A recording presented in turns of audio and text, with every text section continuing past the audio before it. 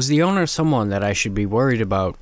I normally do not get bothered by such things, but I became desperate for answers. If I were to commit to staying, I need to be sure. The cabin had gotten underneath my skin, forcing my imagination to become my enemy. Let me catch you up on what's happened so far. I shouldn't have to explain myself when I say that sometimes I feel like getting away from everyone and everything. Let's face it, we all need a vacation every once in a while. For me, I typically go to places that have a resort area. However, this year, my brother talked me into trying out an Airbnb. Believe me, I did my research. It looked even more relaxing than being bunched alongside other people at a pool. The cabin I found was secluded in a heavily wooded area, with mountains overlooking from a distance. It seemed perfect, and very beautiful. That was until I arrived early this morning. I understood that we can't always rely on the photos, and trust me, I'm not picky. Let's just say the cabin's first impression was about as good as my first impression towards my in-laws. When I walked up to the front door, I instantly noticed a note between the door and the door frame. I'm like, okay, that's nice. They left me a welcome letter. After spending about 20 minutes trying to uncover the correct rock I was instructed to find from the email, I finally got a hold of the key. I opened the door. At this point, I completely forgot about the note. A few minutes went by and I had unpacked everything and sat my boots by the door. This was where I would rediscover that note. Mr. Brooks, thank you for choosing your stay here. You're welcome to all the amenities. Please don't go down in the basement. That area is off limits. Why would I go into the basement? I laughed. I tossed the note down on the wooden coffee table. Now, at this early in the day, I paid little mind to their welcome letter, and everything else for that matter. It was vacation after all. I propped my feet up to relax beside the open window. I listened to the outdoor sounds of freedom. Now, I don't recall when I dozed off, but when I woke up, it was to a very particular sound. At first, I thought it was something making noise from outside. Then, the longer I studied the sound, I sat up from the sofa. It appeared to be coming from the basement. Pipes, I told myself. The cabin sat in the middle of nowhere. I didn't expect them to have the most advanced piping system compared to the city. The sound grew more and more concerning. I went into the bathroom to test if the toilet would flush properly. When it did, the sound grew quiet. Must be okay, I assured myself. Since my job had to do with technology, I figured my time away from screens would do me good. A shelf across the sofa housed a wide variety of books. I started scanning the shelf for something that would pique my interest. I picked up what appeared to be someone's journal. Now, I wasn't going to go all in some random diary, so I grabbed Catcher in the Rye for the hell of it. I made my way through the kitchen before going out back to sprawl out on a chair for reading. I hadn't gone to the store yet, so beer was not in the cards, but sometimes you get lucky with these folks. Like I said, I did my research. I opened the fridge and it took me by surprise. There was another note. Help yourself to the freezer. I opened the freezer and there were steaks, sausages, you name it. Oh boy. Forget the chair. I'm gonna have myself a nice little cookout while I read.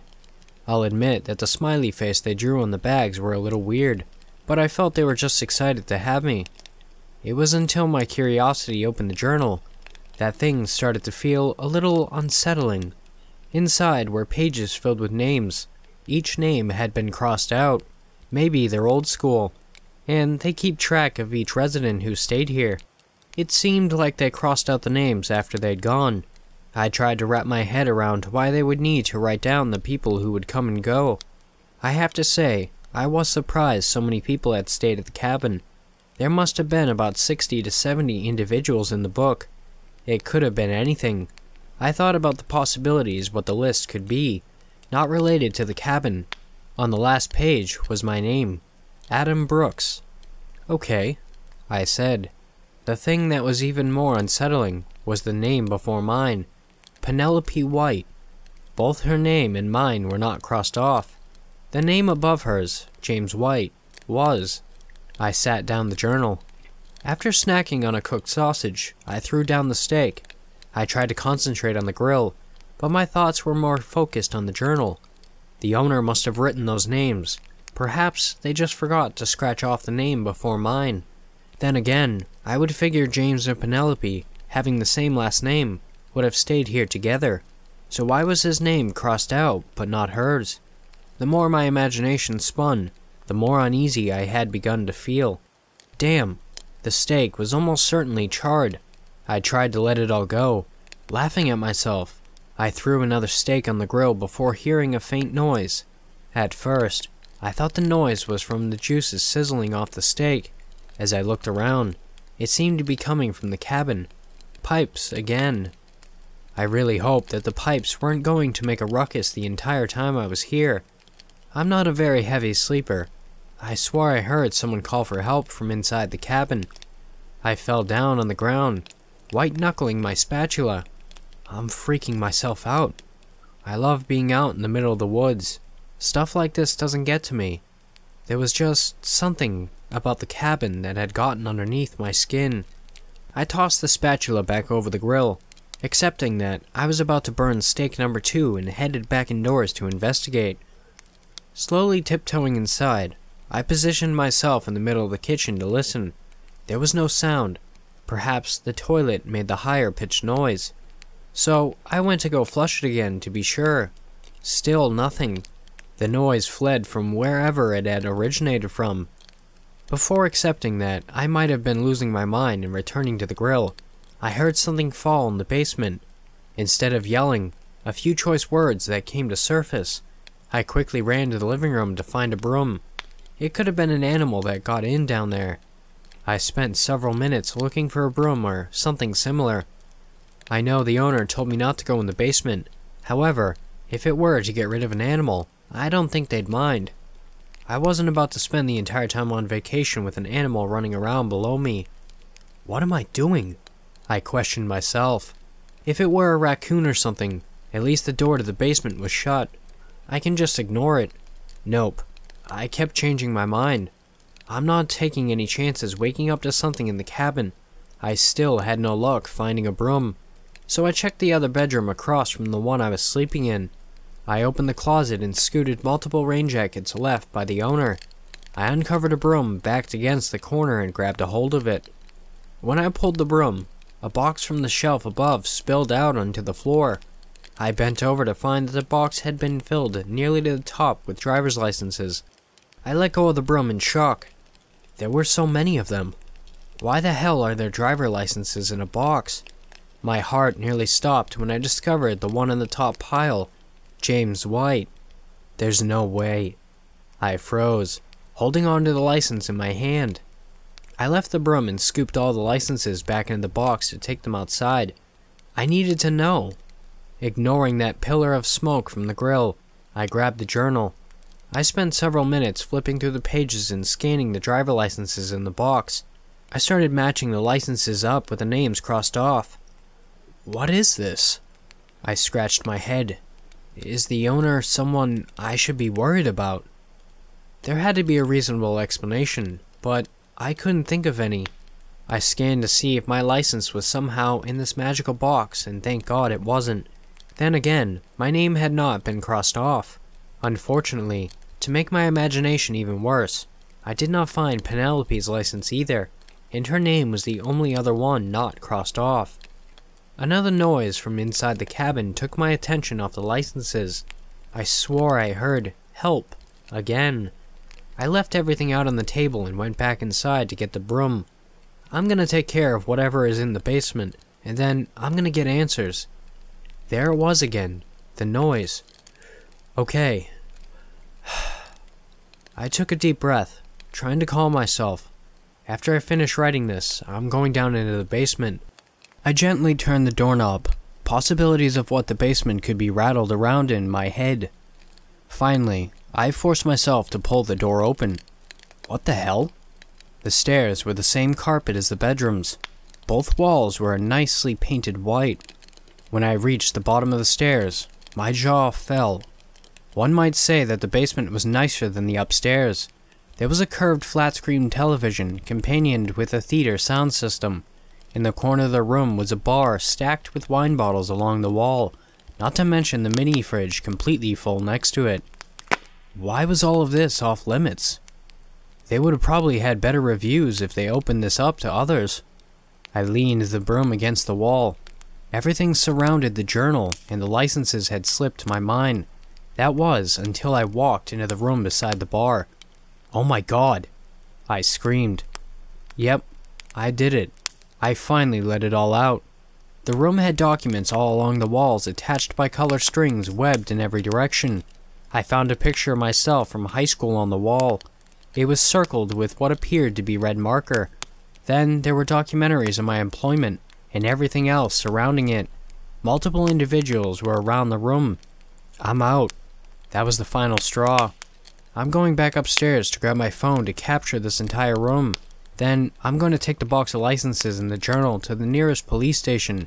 You better believe that I will include my review in the words, "Stay away from this horror shack."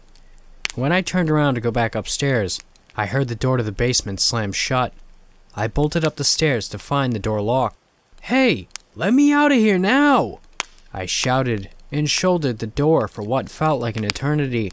The door wouldn't budge. Quickly, I searched around the basement for any other possible exits.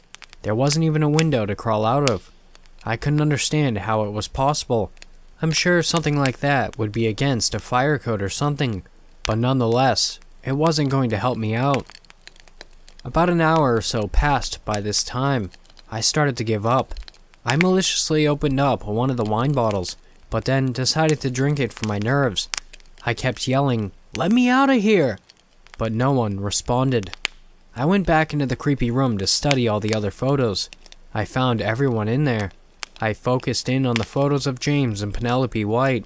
Turns out, we all went to the same high school. We were multiple grades apart, but still the same exact place. It didn't make any sense. Our high school was halfway across the country from this cabin.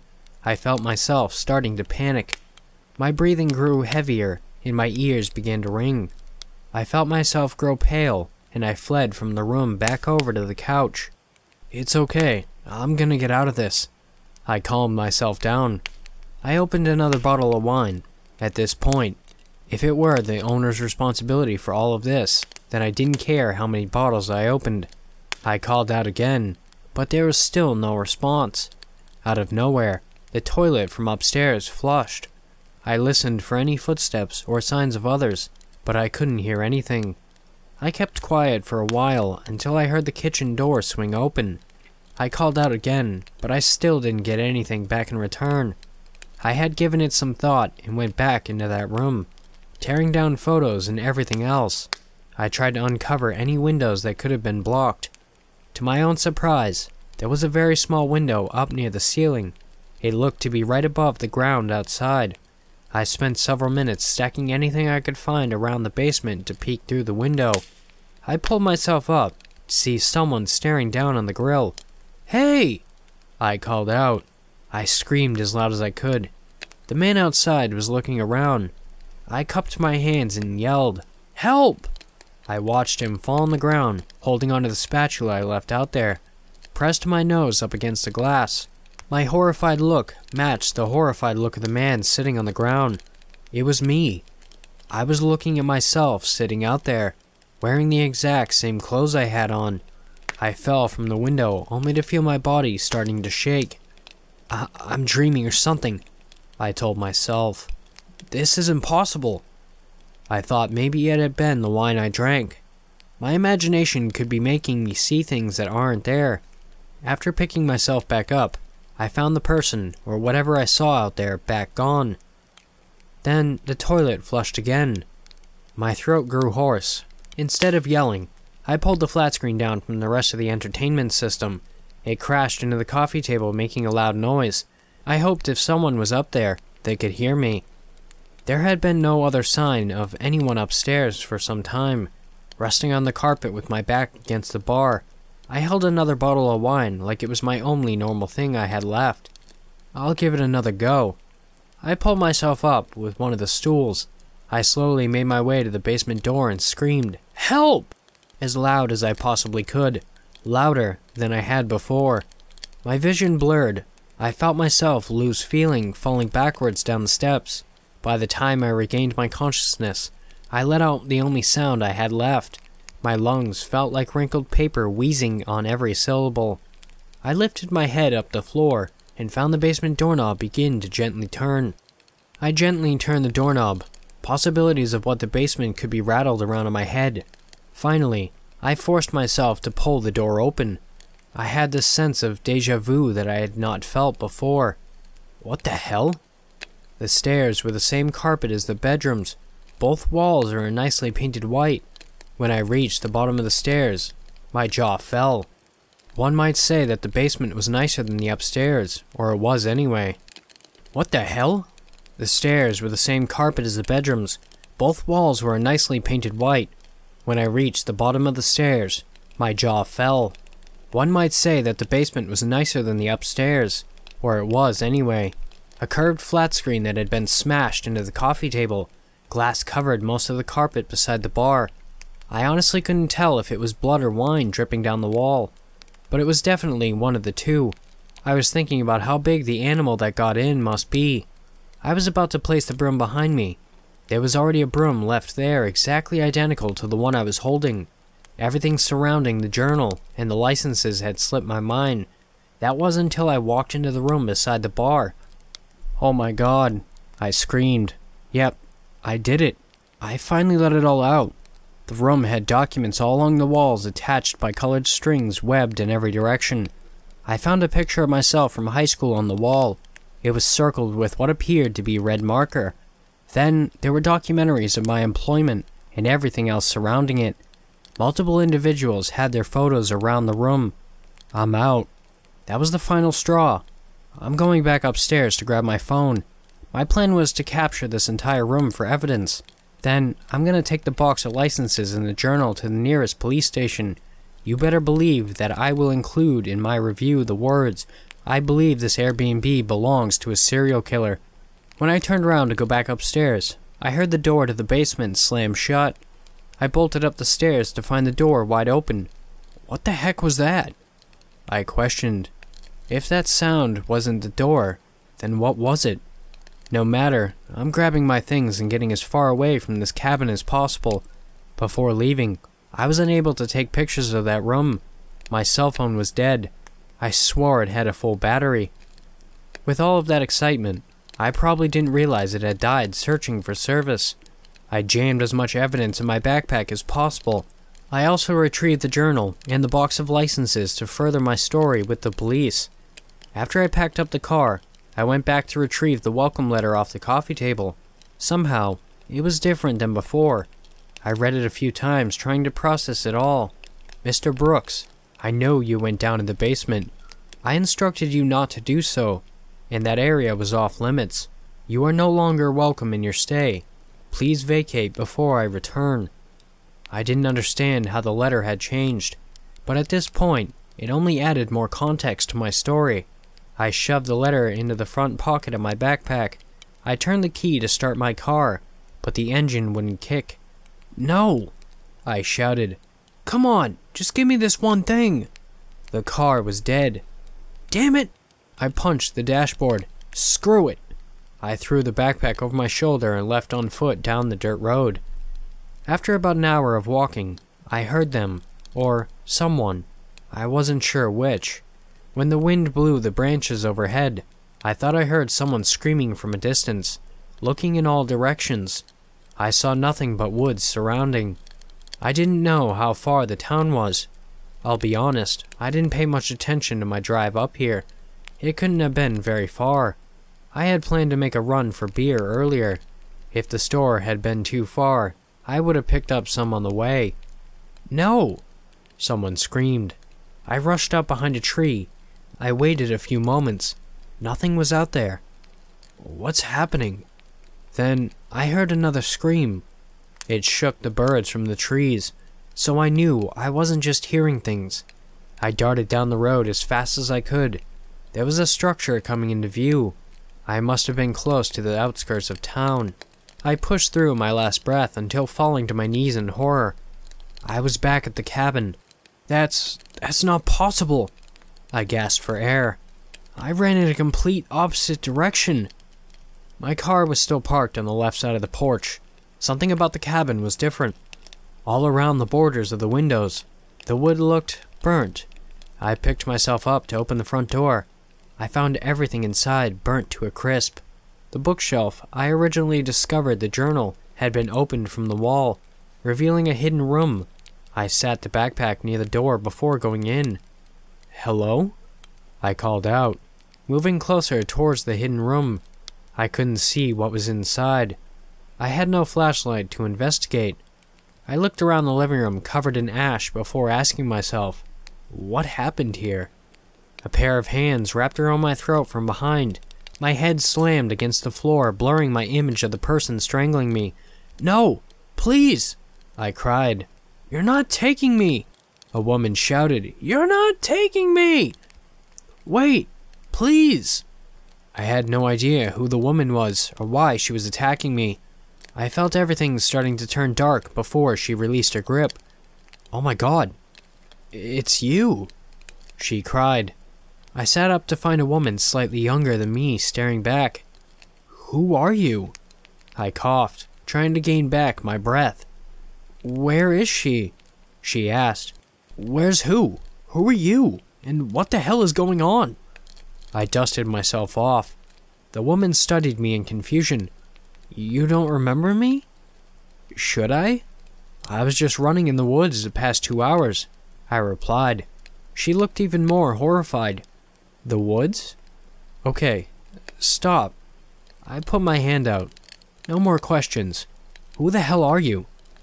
The woman pulled back her hair behind all the ash and dirt. She did seem somewhat familiar. "You already know me. I'm Penelope. You know, Penelope White?" Thanks for watching, Wolfpack. If you want to submit your story, my email and subreddit will be in the description below. And also, if you're not subscribed, please do if you want. And don't forget to like and comment as well. Have beautiful nightmares. And I will see you next time.